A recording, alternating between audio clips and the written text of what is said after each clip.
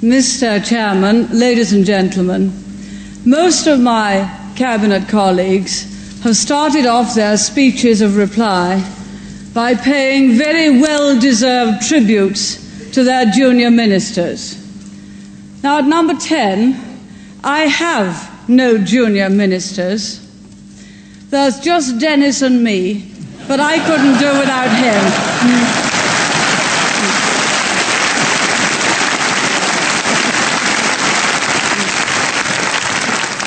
I am, however, very fortunate in having a marvellous deputy who's wonderful in all places, at all times, in all things, Willie Whitelaw.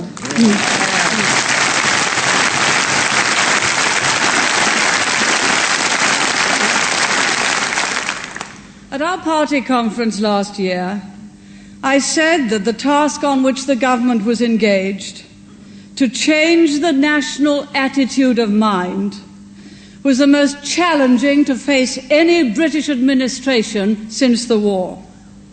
Now, challenge is exhilarating. And this week, we Conservatives have been taking stock, discussing the achievements, the setbacks, the work that lies ahead as we enter our second parliamentary year. As you said, Mr. Chairman, our debates have been stimulating and our criticism's been constructive.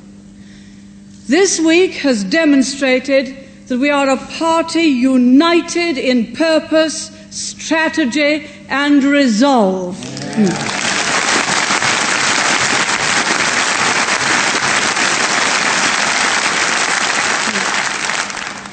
And we actually like one another.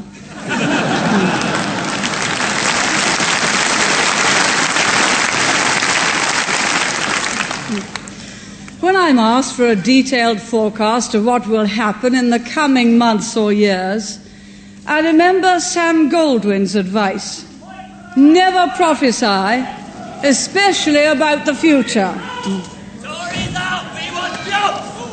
Nevertheless, never mind, it's wet outside. I expect they want it to come in.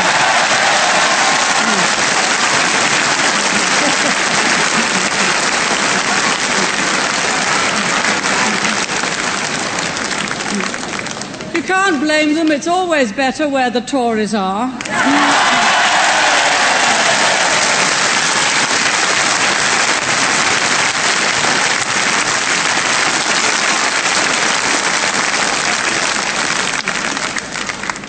And you, and perhaps they, will be looking to me this afternoon for an indication of how the government sees the task before us and why we're tackling it the way we are.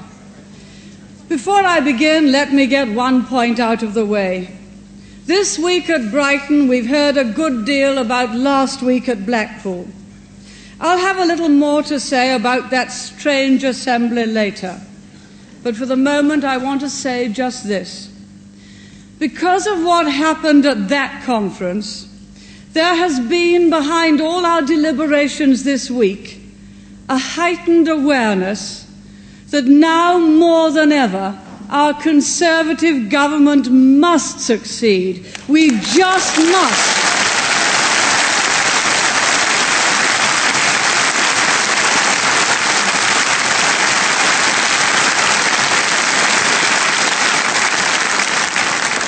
Because there's even more at stake than some had realized. There are many things to be done to set this nation on the road to recovery. And I don't mean economic recovery alone, but a new independence of spirit and a zest for achievement.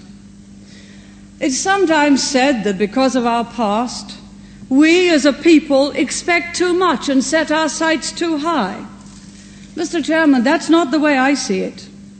Rather, it seems to me that throughout my life in politics, our ambitions have steadily shrunk. And our response to disappointment hasn't been to lengthen our stride, but to shorten the distance to be covered. But with confidence in ourselves and in our future, what a nation we could be.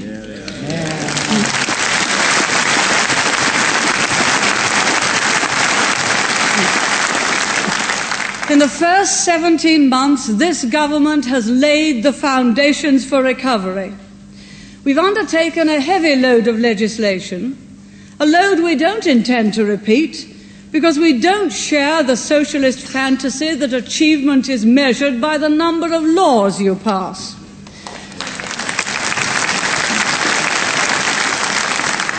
But you know, there was a formidable barricade of obstacles which we had to sweep aside. And for a start, in his first budget, Geoffrey Howe began to restore incentives to stimulate the abilities and inventive genius of our people. Prosperity comes not from grand conferences of economists, but by countless acts of personal self-confidence and self-reliance. Also, under Geoffrey's leadership, Britain has repaid $3,600 million of international debt which had been run up by our predecessors, and we paid quite a lot of it before it was due.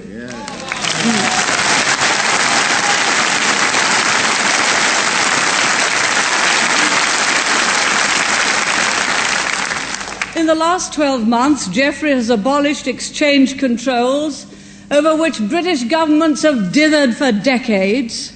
Our great enterprises are now free to seek opportunities overseas, and this will help to secure our living standards long after North Sea oil has run out. This government thinks about the future.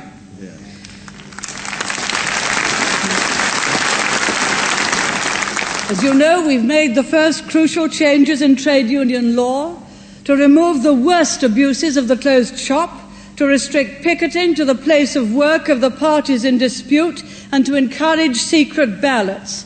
Jim Pryor has carried all these measures through with the support of the vast majority of trade union members.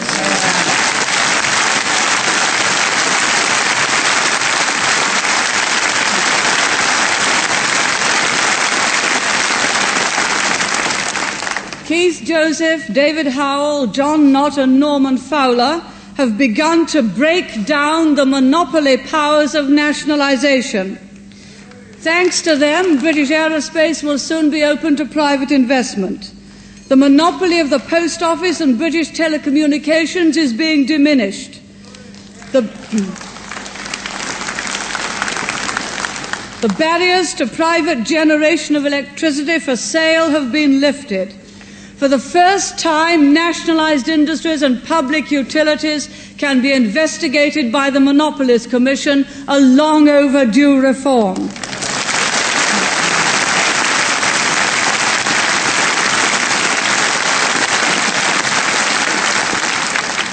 Free competition in road passenger transport promises travellers a better deal. Michael Heseltine has given to millions, yes, millions of council tenants the right to buy their own homes.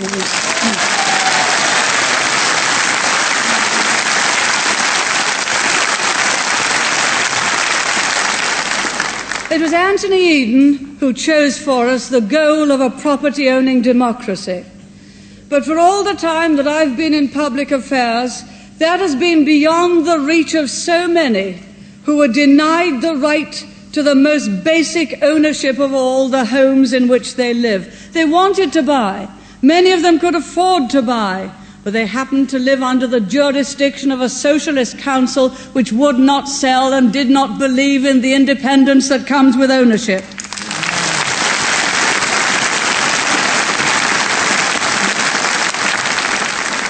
Now Michael Heseltine has given them a chance to turn a dream into reality. And all this, Mr. Chairman, and a lot more, in 17 months. The left continues to refer with relish to the death of capitalism. Well, if this is the death of capitalism, I must say it's quite a way to go.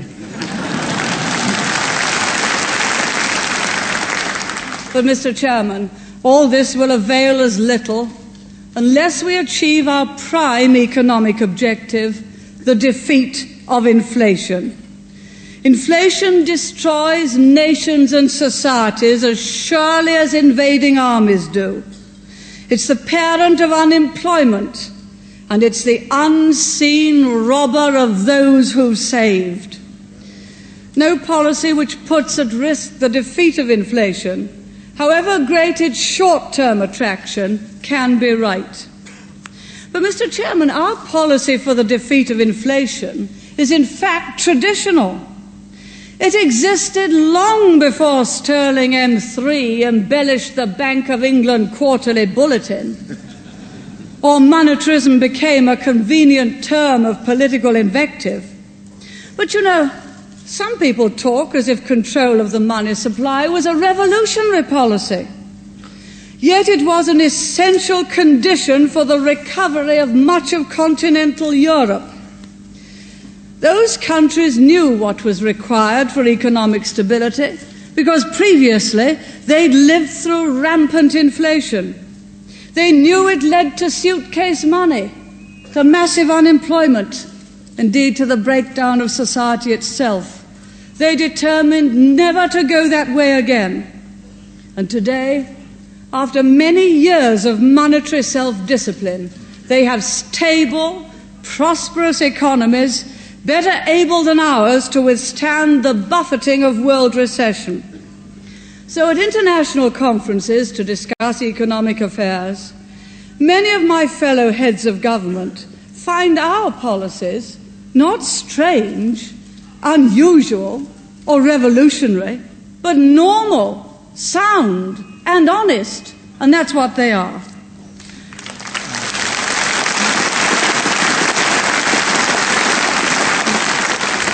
Their only question to me is this: has Britain the courage and resolve to sustain the discipline for long enough to break through to success? Yes, Mr. Chairman, we have and we shall. This government is determined to stay with the policy and see it through to its conclusion. And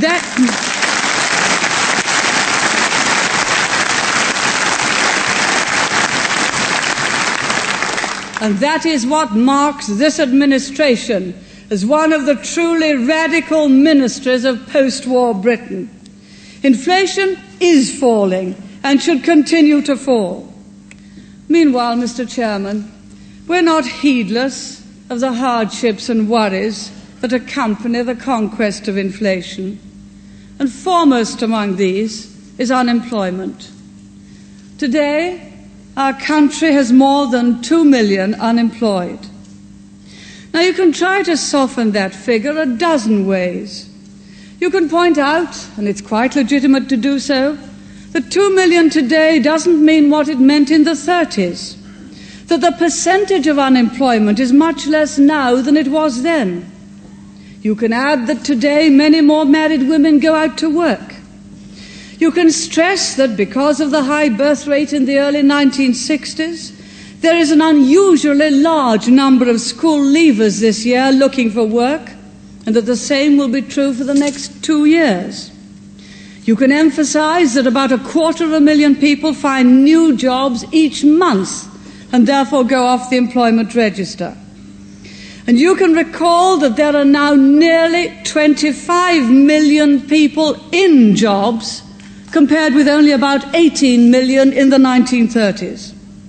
You can point out that the Labour Party conveniently overlooks the fact that of the 2 million unemployed for which they blame us, nearly 1.5 million were bequeathed by their government.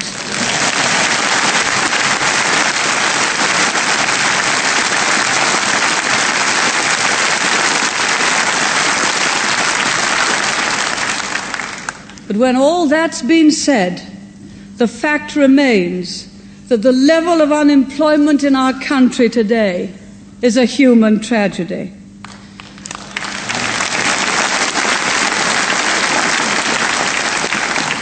Let me make it clear beyond doubt. I'm profoundly concerned about unemployment.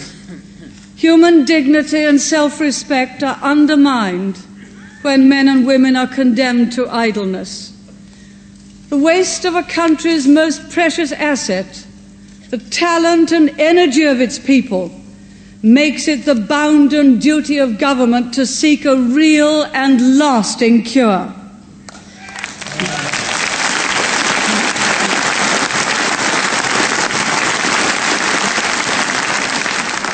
I could press a button and genuinely solve the unemployment problem, do you think that I would not press that button this instant?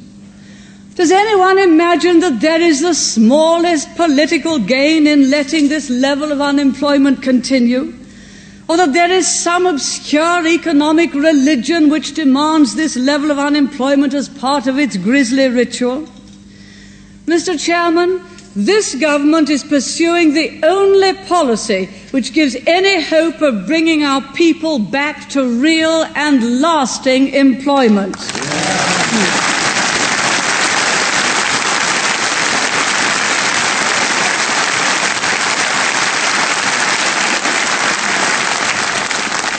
Indeed, it's no coincidence that those countries of which I spoke earlier, which have had lower rates of inflation, have also had lower levels of unemployment. Now, I know, Mr. Chairman, that there's another real worry affecting many of our people.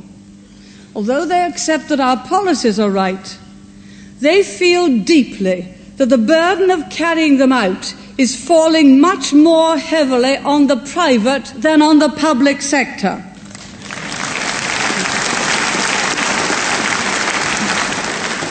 They say that the public sector is enjoying the advantages, but the private sector is taking the knocks, and at the same time maintaining those in the public sector on better pay and pensions than they themselves enjoy. I must tell you that I share this concern and understand the resentment.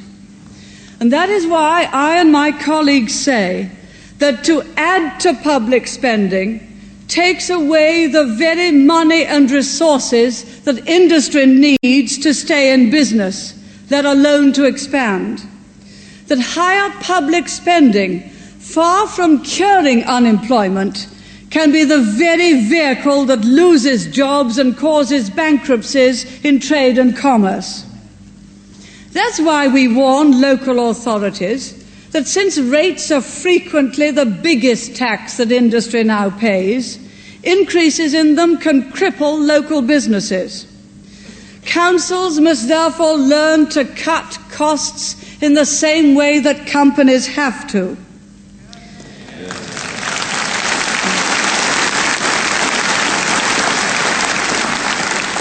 And that's why I stress that if those who work in public authorities take for themselves large pay increases, they leave less to be spent on equipment and new buildings.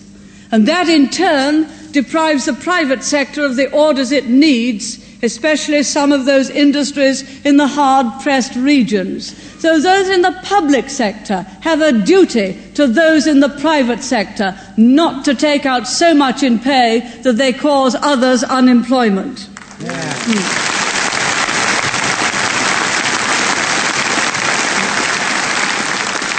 And that's why we point out that every time high-wage settlements in nationalised monopolies lead to higher charges for telephones, electricity, coal and water, they can drive companies out of business and cost other people their jobs. If spending money like water was the answer to our country's problems, we would have no problems now. Because if ever a nation has spent and spent again, ours has. And today that dream is over. All that money has got us nowhere, but it still has to come from somewhere. And those who urge us to relax the squeeze, to spend yet more money indiscriminately in the belief that will help the unemployed and the small businessman, are not being kind or compassionate or caring. They're not the friends of the unemployed or the small business. They are asking us to do again the very thing that caused the problems in the first place.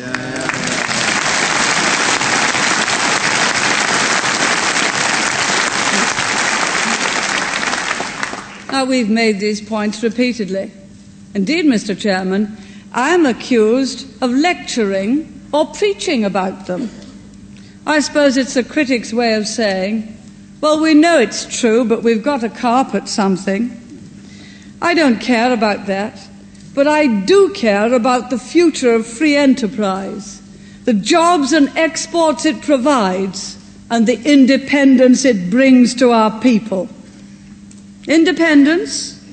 Yes, but let us be clear what we mean by that. Independence doesn't mean contracting out of all relationships with others. A nation can be free, but it won't stay free for long if it has no friends and no alliances. Above all, it won't stay free if it can't pay its own way in the world. And by the same token, an individual needs to be part of a community and to feel that he is part of it. There's more to this than the chance to earn a living for himself and his family, essential though that is. Of course, our vision and our aims go far beyond the complex arguments of economics, but unless we get the economy right, we shall deny our people the opportunity to share that vision and to see beyond the narrow horizons of economic necessity.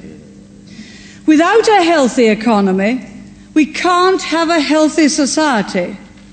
And without a healthy society, the economy won't stay healthy for long. Mr. Chairman, but it isn't the state that creates a healthy society. For when the state grows too powerful, people feel that they count for less and less. The state drains society not only of its wealth, but of initiative, of energy, the will to improve and innovate, as well as to preserve what is best. But our aim is to let people feel that they count for more and more. If we can't trust the deepest instincts of our people, we shouldn't be in politics at all.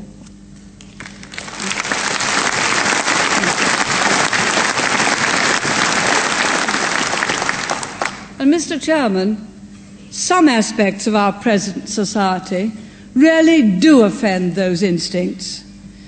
Decent people do want to do a proper job at work, not to be restrained or intimidated from giving value for money. They believe that honesty should be respected, not derided. They see crime and violence as a threat not just to society, but to their own orderly way of life. They want to be allowed to bring up their children in these beliefs, without the fear that their efforts will be daily frustrated in the name of progress or free expression. Indeed, that's what family life is all about. There isn't a generation gap in a happy and united family. People yearn to be able to rely on some generally accepted standards.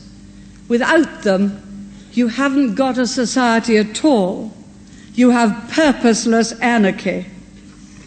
And a healthy society isn't created by its institutions either. Great schools and universities don't make a great nation any more than great armies do, because only a great nation can create and involve great institutions of learning, of healing, of scientific advance. And a great nation is the voluntary creation of its people. A people composed of men and women whose pride in themselves is founded on the knowledge of what they can give to a community, of which they in turn can be proud. If our people feel that they are part of a great nation, and they're prepared to will the means to keep it great, then a great nation we shall be and shall remain. So, Mr. Chairman, what could stop us from achieving this? What then stands in our way? The prospect of another winter of discontent? I suppose it might. But I prefer to believe that certain lessons have been learned from experience, that we're coming slowly, painfully, to an autumn of understanding, and I hope it will be followed by a winter of common sense.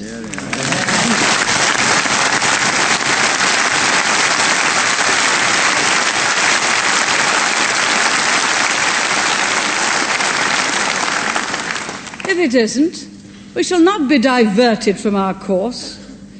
To those waiting with bated breath for that favourite media catchphrase, the U-turn, I have only one thing to say. U-turn if you want to.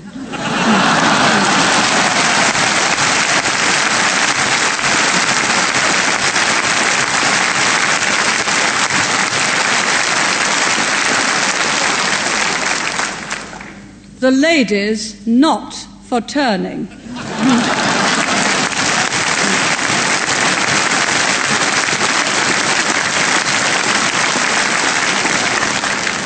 And I say that not only to you, but to our friends overseas as well, and also to those who are not our friends.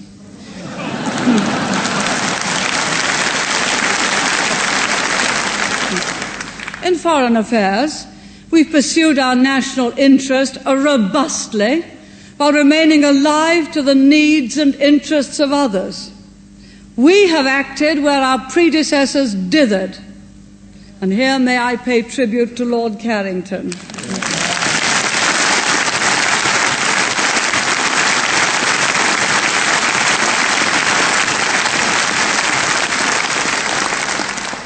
When I think of our much-travelled Foreign Secretary, I'm reminded of the advertisement, you know the one I mean, about the pier that refreshes those foreign parts that other piers can't reach.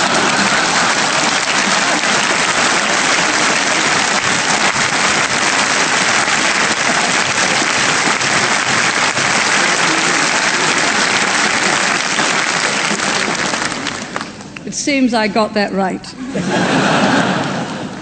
Long before we came into office, and therefore long before the invasion of Afghanistan, I was pointing to the threat from the East. I was accused of scaremongering, but events have more than justified my words.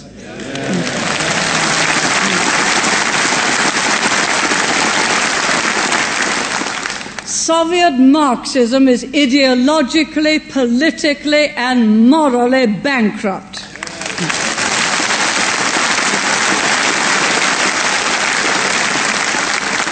But militarily, the Soviet Union is a powerful and growing threat.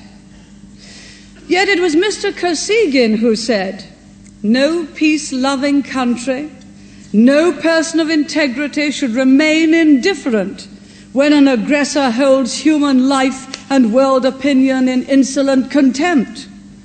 We agree. The British government is not indifferent to the occupation of Afghanistan.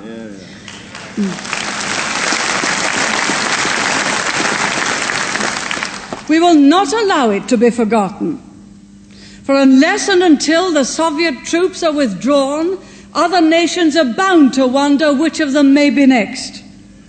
Of course, there are those who say that by speaking out, we are complicating East-West relations, that we are endangering détente. But the real danger would lie in keeping silent.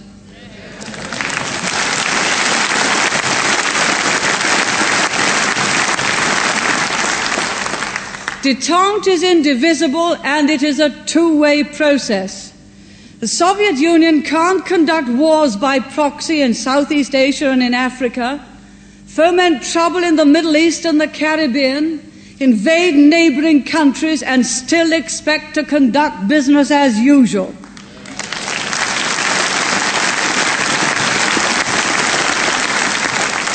Unless détente is pursued by both sides, it can be pursued by neither, and it's a delusion to suppose otherwise.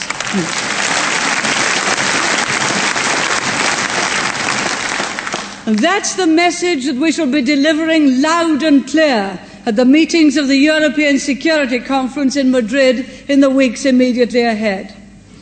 But we shall also be reminding the other participants in Madrid that the Helsinki Accord was supposed to promote the freer movement of people and ideas. The Soviet government's response so far has been a campaign of repression worse than any since Stalin's day.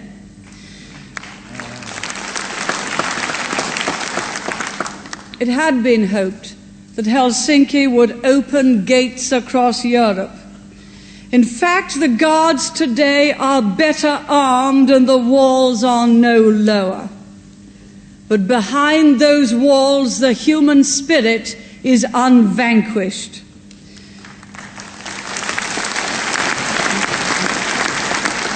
And the workers of Poland, in their millions, have signaled their determination to participate in the shaping of their destiny. We salute them.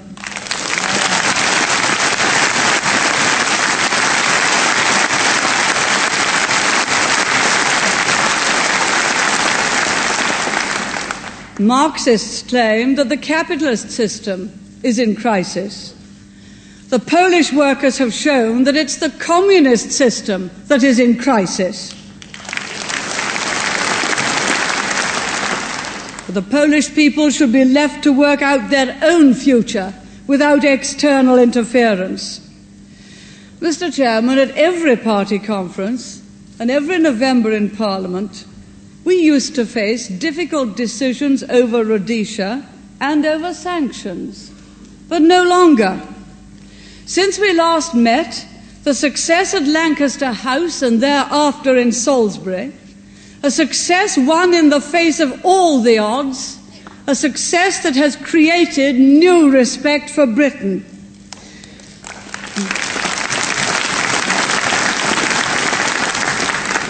It's given fresh hope to those grappling with the terrible problems of Southern Africa. It's given the Commonwealth new strength and unity. And now it's for the new nation, Zimbabwe, to build her own future with the support of all those who believe that democracy has a place in Africa, and we wish her well.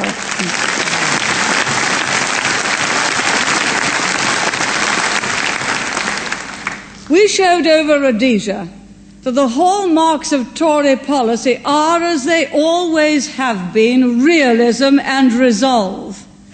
Not for us the disastrous fantasies of unilateral disarmament, of withdrawal from NATO, of abandoning Northern Ireland.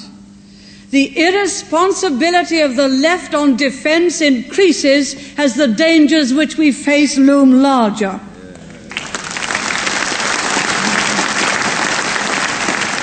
And we, for our part, under Francis Pym's brilliant leadership, have chosen a defence policy which potential foes will respect.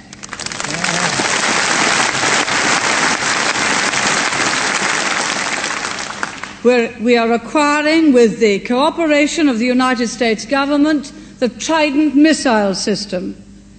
This will ensure the credibility of our strategic deterrent until the end of the century and beyond.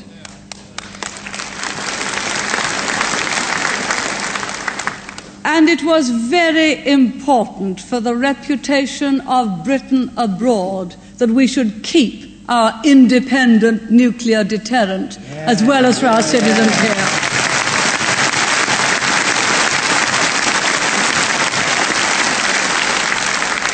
We've agreed to the stationing of cruise missiles in this country.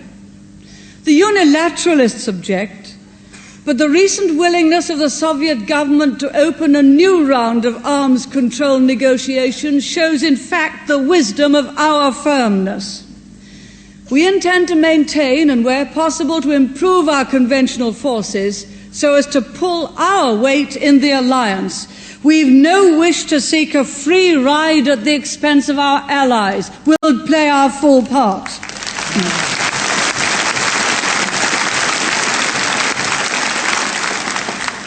In Europe, we've shown that it is possible to combine a vigorous defence of our own interests with a deep commitment to the idea and to the ideals of the community. Mr. Chairman, the last government was well aware that Britain's budget contribution was grossly unfair. They failed to do anything about it. We negotiated a satisfactory arrangement which will give us and our partners time to tackle the underlying issues. We've resolved the difficulties of New Zealand's lamb trade with the community in a way which protects the interests of the farmers in New Zealand, while giving our own farmers and our own housewives an excellent deal, and Peter Walker deserves to be congratulated on his success.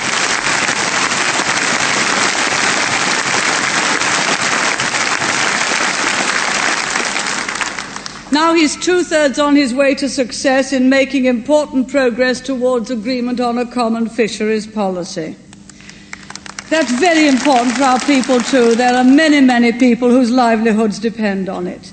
Now, we face many other problems in the community, but I'm confident that they too will yield to the firm yet fair approach which has already proved so much more effective than the previous government's 5 years of procrastination. With each day, it becomes clearer that in the wider world we face darkening horizons, and the war between Iran and Iraq is the latest symptom of a deeper malady. Europe and North America are centers of stability in an increasingly anxious world. The community and the alliance are the guarantee to other countries that democracy and freedom of choice are still possible. They stand for order and the rule of law in an age when disorder and lawlessness are ever more widespread. The British government intends to stand by both these great institutions, the community and NATO. We will not betray them.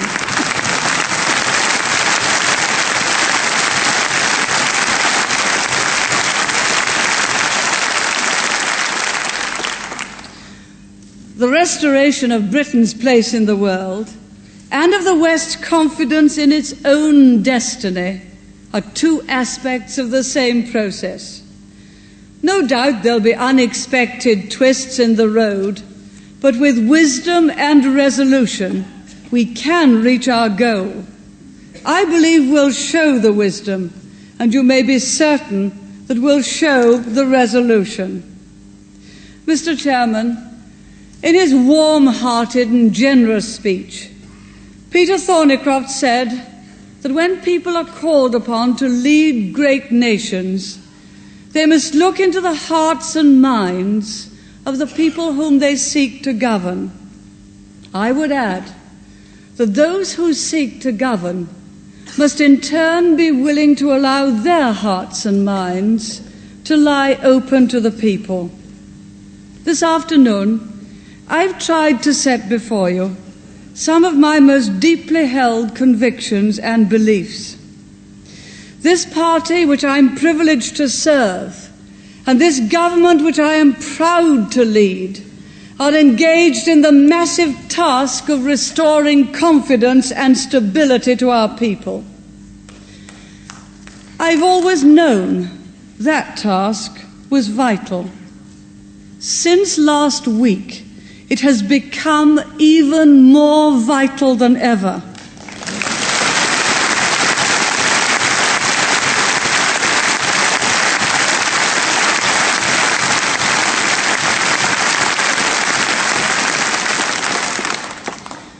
We close our conference in the aftermath of that sinister utopia unveiled at Blackpool.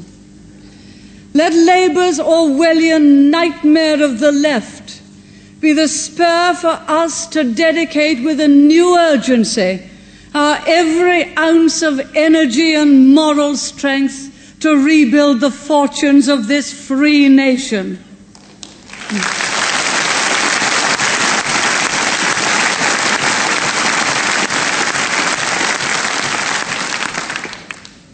If we were to fail, that freedom could be imperiled. So let us resist the blandishments of the faint hearts. Let us ignore the howls and threats of the extremists. Let us stand together and do our duty, and we shall not fail.